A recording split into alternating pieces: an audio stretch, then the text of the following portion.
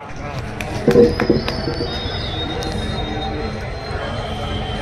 आपल्या ज्ञानोबा माऊलींच्या पवित्र क्षेत्र आळंदीमध्ये संत श्रेष्ठ वारकरी महानुभावांच्या उपस्थितीमध्ये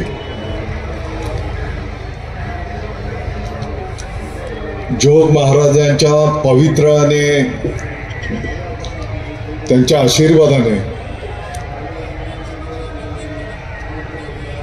या पवित्र संकुलात मला वाटतं की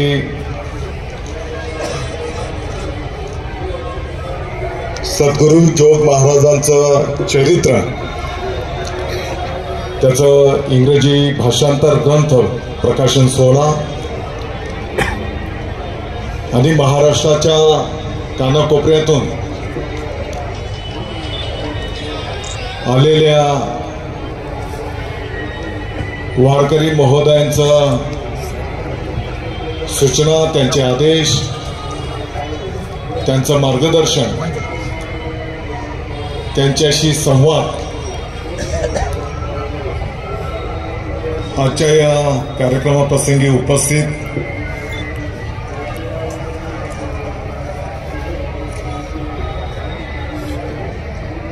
आदरणीय शांतीब्रह्म कुरेकरजी बाबा महाराज, मुखेकर शास्त्री बाबा महाराज, गुरुवर्य संदीपानजी दादा महाराज, चंदिले नाना महाराज, आदरणीय मोठे शिंदे माऊलीजी, आदरणीय मुळीकजी महाराज, आदरणीय बाळकृष्ण शिंदे महाराज,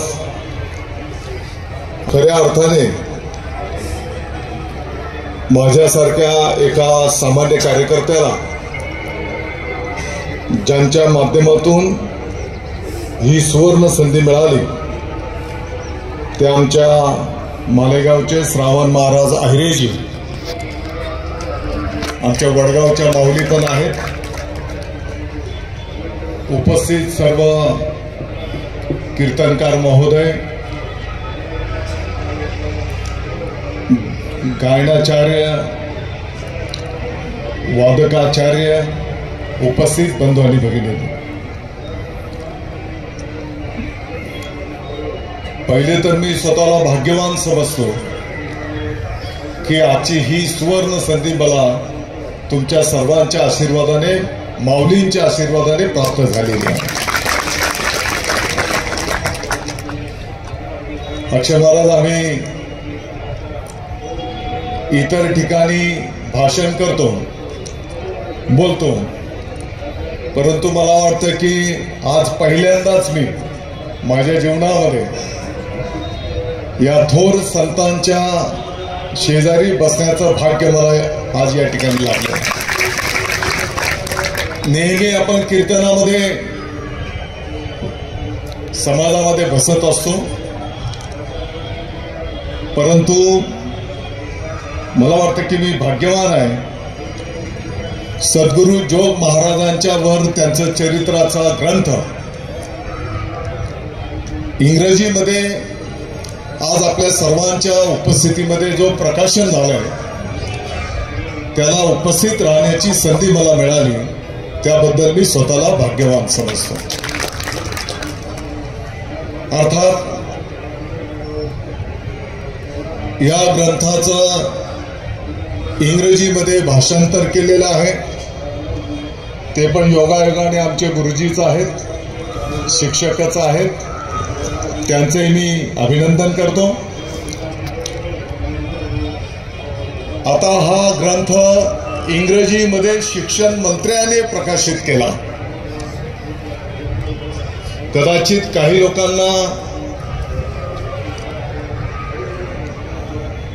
ज्यांना काहीतरी नेहमी बोलायचंच असतं त्यांना काही हे वेगळं वाटेल, परंतु मला विश्वास आहे की आदरणीय मंच आणि समोर बसलेला महाराष्ट्र पाहिल्याच्या नंतर इंग्रजीचं प्रकाशन शिक्षण मंत्र्याने का केलं असं बोलण्याची त्यांची हिंमत होणार नाही. कारण काही ठिकाणी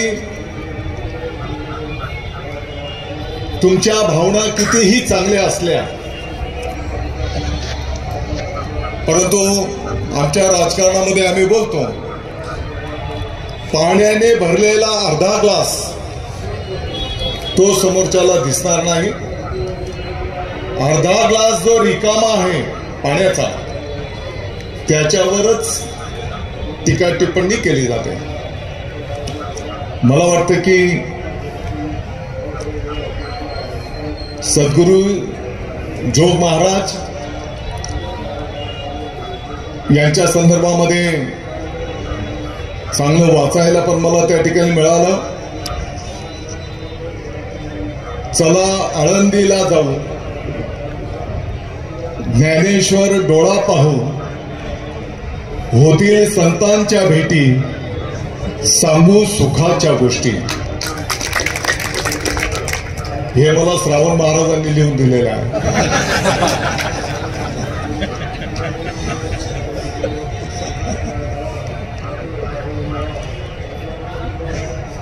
आणि मी स्वतःला भाग्यवान समजतो की आज संतांच्या भेटी या पवित्र प्रांगणामध्ये माझ्यासारख्या कार्यकर्त्याला मिळालेल्या आहेत.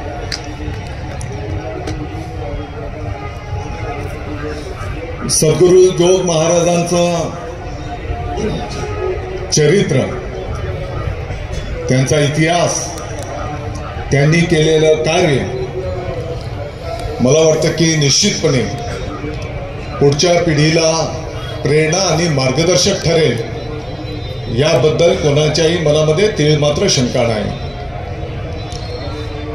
आजच्या या भौतिक जगामध्ये कदाचित जगाच्या पाठीवर वारकरी महानुभावांच्या साठी कदाचित ही एकमेव संस्था असेल की जिथे शिक्षकांना पगार मानधन नाही. आमचे संस्था चालक महोदय बसलेले आहेत. जिथे विद्यार्थ्यांना फी लागत नाही,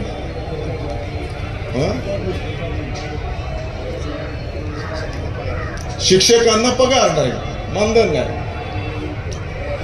कदाचित जगामध्ये जर आपण असं सांगितलं तर कोणाला खोटं वाटेल. आणि अशी ही महान संस्था या ठिकाणी त्या संस्थेचे जे विद्यार्थी इथून बाहेर पडतात, महाराष्ट्र नाही तर भारतभर, आणि काही कीर्तनकार महोदय तर भारताच्याही बाहेर समाज प्रबोधनाचं, माणूस घडवण्याचं पुण्याचं काम त्यांच्या वाणीतून त्या ठिकाणी संपन्न होत आहे. मला वाटतं की जसं आता विविध वक्त्यांनी आपली मनोगत या ठिकाणी ठेवलेली आहे, प्रत्येक वक्त्यांनी जे काही सुभाषजी देठे साहेबांनी जे मुद्दे ठेवले नोंद करण्यात आलेली आहे. गजाननजी आंबोरे साहेबांच्या मुद्द्यांची नोंद करण्यात आलेली आहे. सर्व मुद्द्यांची नोंद या ठिकाणी करण्यात आलेली आहे. मला वाटतं की एक सुसंस्कृत, संस्कार क्षम नागरिक घडवणं हे आपल्या सर्वांच्या दृष्टिकोनातून अतिशय महत्वाचं आहे. मला माहिती आहे की आपल्या सर्वांच्या समोर बोलण्याची माझी पात्रता नाही, परंतु मी अतिशय पवित्र भावनेतून आपल्याला विनंती करायला आलेलो आहे.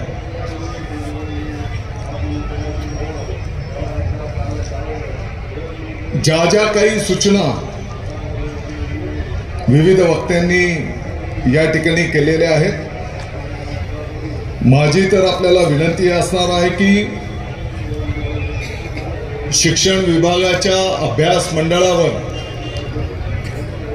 वारकरी संप्रदायाचे आपण जे कोण आदेश देणार त्या दोन महानुभावांना अभ्यासक्रमाच्या संदर्भामध्ये ज्या ज्या काही आपल्याला सूचना द्यायच्या असतील त्या सूचनांचं स्वागत शासनाच्याकडनं त्या ठिकाणी केलं जाईल. 2 जणांवर आपण जबाबदारी देऊ. अक्षय महाराज पण या संदर्भात काही महिन्यांच्या पासून पाठपुरावा करत आहेत. मला वाटतं की हे आपल्या महाराष्ट्राच्यासाठी आहे. आमची जी पुढची भावी पिढी आहे, एकीकडे गुणवत्तापूर्ण आनंददायी शिक्षण देणं, क्वालिटी एज्युकेशन हा तर शिक्षण विभागाचा मूळ गाभा आहेच, परंतु त्याच्यासोबत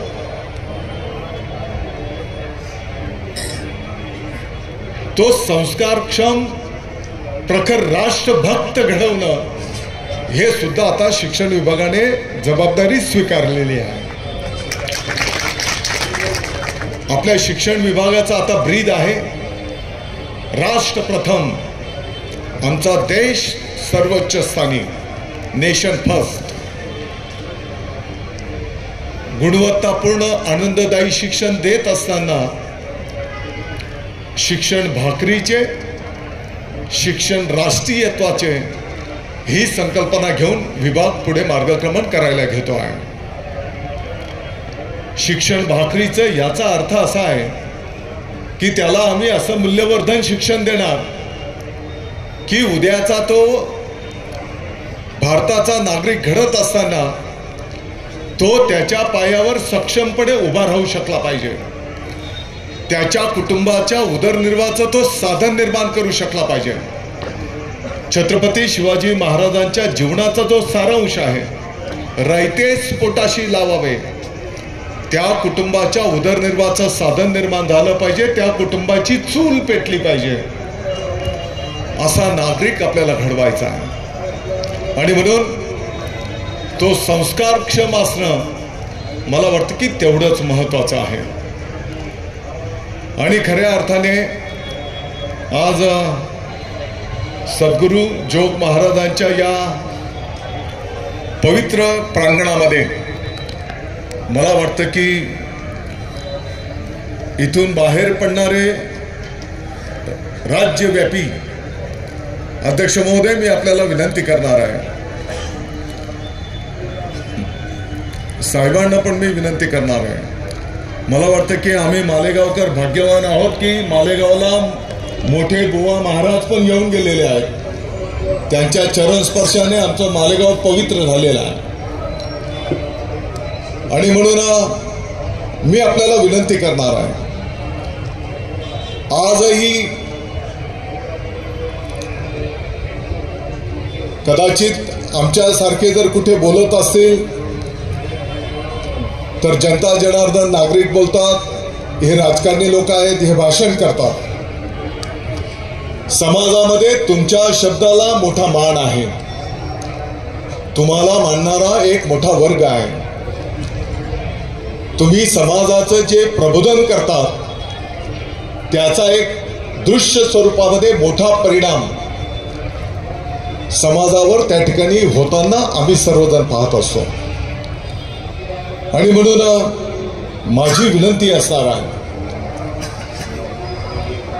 आपल्याला जिथेही कीर्तनाची प्रवचनाची संधी उपलब्ध होते आहे तर आपल्या कीर्तनामधून, आपल्या मार्गदर्शनामधून किमान 1-2-5 मिनिट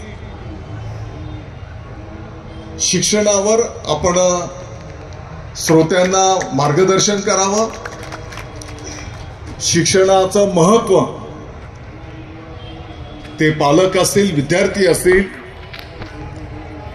त्यांना त्या ठिकाणी अधोरेखित करावं. खऱ्या अर्थाने ही प्रथम विनंती करण्याच्यासाठी मी आपल्याकडे इकडे आलेलो आहे. कारण ते विद्यार्थी जर शिकले तरच त्यांच्या कुटुंबाची खऱ्या अर्थाने प्रगती साध्य होणार आहे. आणि म्हणून मी जसं आता सांगितलं की ज्या पद्धतीने गुणवत्तापूर्ण शिक्षण महत्वाचं आहे, तेवढंच त्या ठिकाणी त्याला सुसंस्कृत नागरिक घडवणं, तो आपल्या देशाचा प्रखर राष्ट्रभक्त घडवणं, हे सुद्धा तेवढंच महत्वाचं त्या ठिकाणी आहे. आणि म्हणून विभागाच्या वतीने येणाऱ्या काळामध्ये वारकरी महोदयांचं, कीर्तनकार महोदयांचं, गायनाचार्य महोदयांचं, जे काही वादक महोदय आहेत त्या सर्वांचं आम्ही मार्गदर्शन गावोगावच्या शाळांमध्ये त्या ठिकाणी घेण्याचं नियोजन करायला घेत आहोत.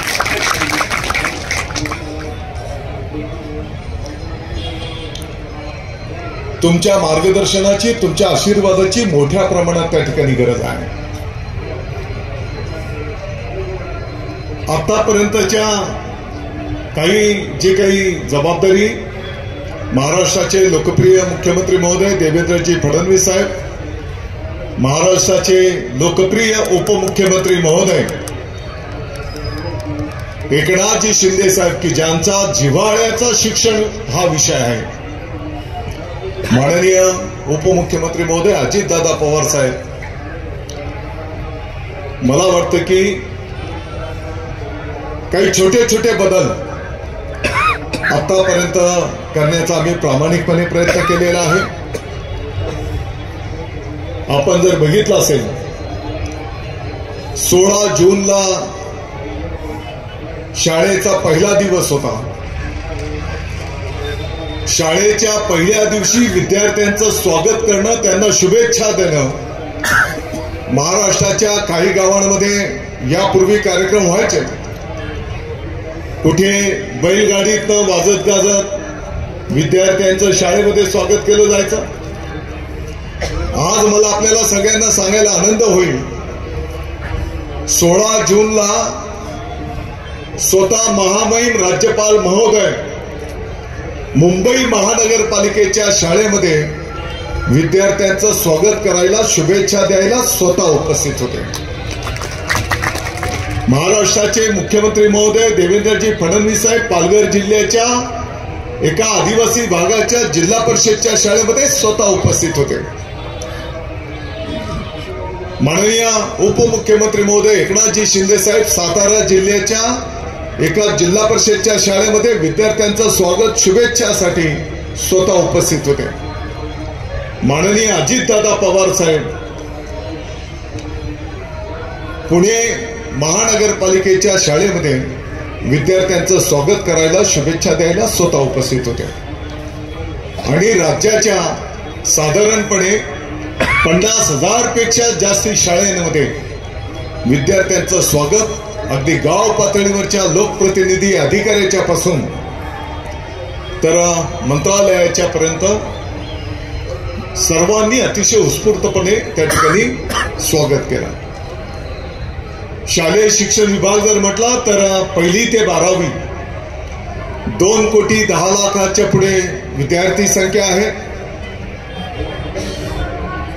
1,00,000च्या पुढे शाळा संस्था आहेत. 7,00,000च्या पुढे शिक्षक बंधू भगिनी आहेत. आणि या सर्वांच्या माध्यमातून हा विभाग ज्ञानदानाचं पवित्र कार्य संपन्न करीत असतो. माझी आपल्याला सर्वांना विनंती आहे, जिथे कुठे आपल्याला संधी उपलब्ध होईल, कुठे काही जर तुम्हाला त्रुटी दिसतील तर तुम्ही स्थानिक पातळीवरच्या पदाधिकाऱ्यांच्या कानावर घाला. त्या शाळेमध्ये काय करण्याची गरज आहे, काय सुधारणा करण्याची आपल्याला अपेक्षा आहे, त्या पण जर आपण सांगितल्या तर निश्चितपणे त्याचं स्वागत केलं जाईल आणि त्याची अंमलबजावणी केली जाईल. प्रत्येक शाळेमध्ये शुद्ध पिण्याचं पाणी मिळायला पाहिजे. स्वच्छतागृह असली पाहिजे, शाळेच्या इमारती चांगल्या असल्या पाहिजेत, त्या ठिकाणी वाचनालय असेल, लायब्ररी असेल, लॅब असेल, क्रीडांगण असेल, या सर्व सुविधा टप्प्याटप्प्याने आपण प्रत्येक शाळेला त्या ठिकाणी उपलब्ध करून देतो आहोत। मला वाटतं की आपल्या सर्वांना अभिमान वाटेल, एक 3 महिन्यापूर्वी महाराष्ट्राचं एक शिष्टमंडळ घेऊन आम्ही केंद्रीय शिक्षण मंत्री महोदयांना, धर्मेंद्रजी प्रधान साहेबांना भेटायला गेलो। आपल्या महाराष्ट्राचं आराध्य दैवत छत्रपती शिवाजी महाराजांचा इतिहास हा संपूर्ण देश पातळीवर विस्तृत प्रमाणात शिकवला जावा, सर्व माध्यमांच्या शाळेमध्ये शिकवला जावा, अशा प्रकारची विनंती केली असता क्षणामध्ये केंद्रीय शिक्षण मंत्री महोदयांनी त्याला मान्यता दिली आणि पुढच्या वर्षापासून त्याची प्रभावी अंमलबजावणी संपूर्ण देशामध्ये त्या ठिकाणी संपन्न होताना आपल्याला पाहायला मिळणार आहे। मराठी भाषेला अभिजात भाषेचा दर्जा आदरणीय पंतप्रधान नरेंद्र मोदी साहेबांच्या सरकारने दिला आणि म्हणून प्रत्येक माध्यमाच्या शाळेमध्ये मराठी भाषा शिकवणं बंधनकारक हा जो नियम करण्यात आला त्याची प्रभावी अंमलबजावणी झाली पाहिजे असे निर्देश प्रत्येक शिक्षणाच्या अधिकारी महोदयांना त्या ठिकाणी देण्यात आलेले आहेत। आपल्या सर्वांना माहिती आहे, गरजा महाराष्ट्र माझा या गीताला आपल्या शासनाने राज्यगीताचा दर्जा दिला आणि म्हणून राष्ट्रगीताच्या नंतर गरजा महाराष्ट्र माझा हे राज्यगीत प्रभावीपणे सन्मानाने गायलंच गेलं पाहिजे अशा प्रकारचे निर्देश प्रत्येक माध्यमाच्या शाळेला देण्यात आलेले आहेत आणि त्याची अंमलबजावणी प्रत्येक शाळेमध्ये त्या ठिकाणी करून घेतली जाते आहे। येणाऱ्या काळामध्ये शाळांमध्ये गुणवत्तापूर्ण आनंददायी शिक्षण देत असताना सैनिकी प्रशिक्षण पण विद्यार्थ्यांना देता येईल अशा प्रकारचं नियोजन आपण त्या ठिकाणी करायला घेतो आहोत आणि यासाठी महाराष्ट्राच्या माजी सैनिकांचं सहकार्य आपण त्या ठिकाणी घेतो आहोत। मला वाटतं की विद्यार्थिनींना स्वतःचं संरक्षण करणं यासाठी सेल्फ डिफेन्स प्रतिकार करण्या याचंही प्रशिक्षण आपण त्या ठिकाणी द्यायला घेतो आहोत। एक छोटे छोटे परंतु अनेक चांगले बदल आपण त्या ठिकाणी घेतो आहोत। शिक्षणाच्या सोबतच विद्यार्थ्यांचा ज्यांना कलामध्ये आवड आहे, त्यांना ज्याला क्रीडामध्ये आवड आहे, ज्यांना वेगवेगळ्या क्षेत्रामध्ये आवड आहे, आताच आमचे आदरणीय महोदयांची जी सूचना होती, आताच्या घडीला जगाच्या पाठीवर काही देशांमध्ये फक्त मार्क्स किती टक्के मिळाले याचा विचार ते करत नाही, त्याच्यासोबत तुम्ही इतर कोणत्या चांगल्या क्षेत्रामध्ये प्रभावी कार्य केलेलं आहे त्याचंही गुणांकन मूल्यांकन त्या देशांमध्ये त्या विद्यार्थ्याचं धरलं जातं आणि मग त्याची गोळाबेरीज करून त्याला त्या ठिकाणी पुढच्या शिक्षणामध्ये प्रवेश दिले जातात। कधी कधी एखादा 80% वाला जर विद्यार्थी असेल आणि दुसरा 78% वाला विद्यार्थी असेल, 78% वाल्या विद्यार्थ्याने जर इतर क्षेत्रामध्ये चांगलं कार्य संपन्न केलेलं असेल तर कदाचित 80% वाल्यापेक्षा त्या 78%चं गुणांकन जास्त होईल, मूल्यांकन जास्त होईल आणि त्याला त्या ठिकाणी प्रवेश मिळणार आहे। आणि म्हणून येणाऱ्या काळामध्ये आपल्या देश पातळीवर पण ही कन्सेप्ट घेऊन शिक्षण विभाग देश पातळीवर पुढे जायला बोलतो आहे। पाठीमागच्या काळामध्ये आता जे काही बोललं गेलं त्रिभाषा, म्हणजे त्याच्या पाठीमागची भावनाच ती होती आणि म्हणून संस्कृतच्या संदर्भामध्ये आपण जे काही सुतोवाच केलेले आहेत निश्चितच त्याचं स्वागत केलं जाईल आणि येणाऱ्या काळामध्ये त्याचं मार्गक्रमण सुद्धा त्या ठिकाणी कशा पद्धतीने करता येईल त्याचाही शासन सकारात्मक त्या ठिकाणी निश्चितपणे विचार करेल हे पण मला अतिशय आनंदाने या ठिकाणी सांगायचं आहे। मला वाटतं की मी वेळेचं भान ठेवेन। परत एकदा आपल्या सर्वांना आपण सर्व महाराष्ट्राच्या कानाकोपऱ्यातून आलेले आहात आणि म्हणून माझी आपल्याला या निमित्ताने परत विनंती असणार आहे। शिक्षण विभागामध्ये आणखी तुम्हाला काय बदल अपेक्षित असतील तर निश्चितपणे एक दोन ओळी साध्या कागदावर जरी लिहून पाठवलं तरी त्याचं निश्चितपणे स्वागत त्या ठिकाणी असणार आहे। आणि जसं आता आपली चर्चा झालेली आहे की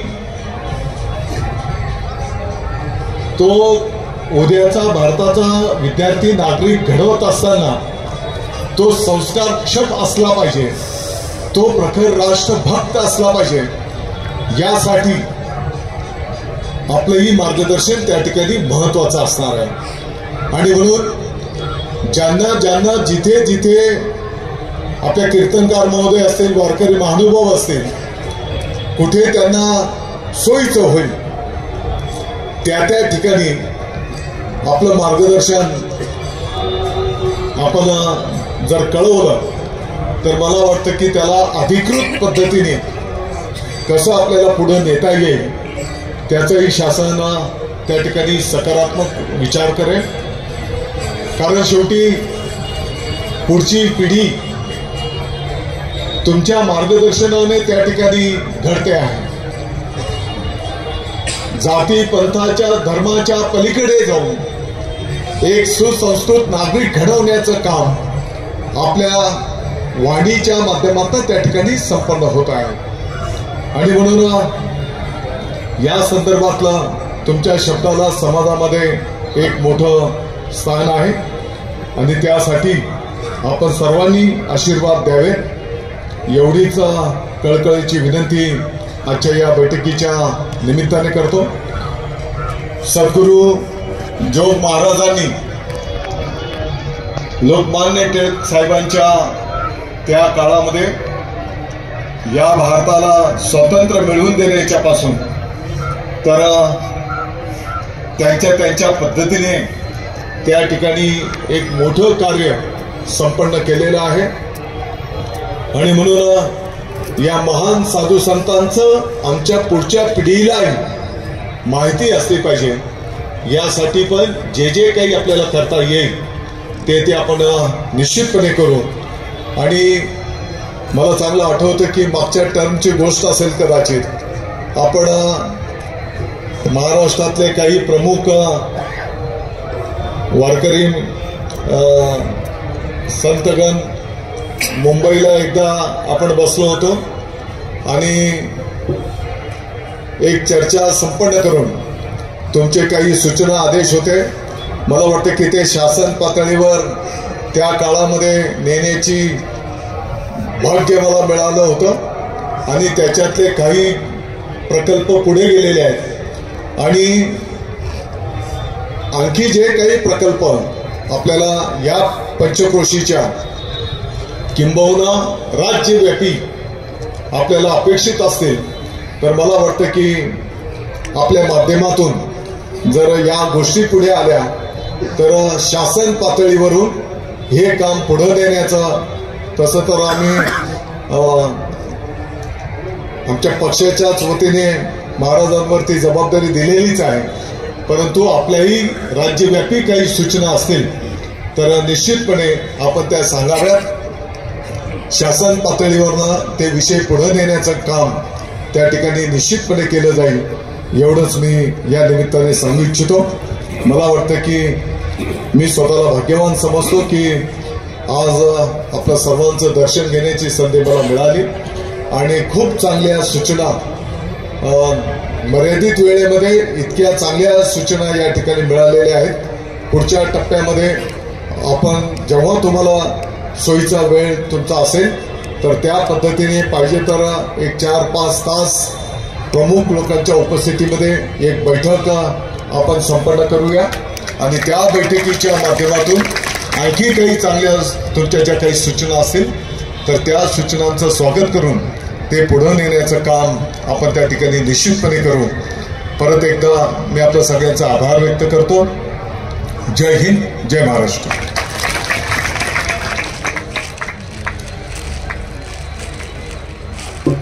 धन्यवाद साहेब. आपल्या सर्व संकल्पना साकार होण्या सर्वांना विनंती आहे, अजून बाबांचं आशीर्वचन आपल्याला ऐकायचं आहे.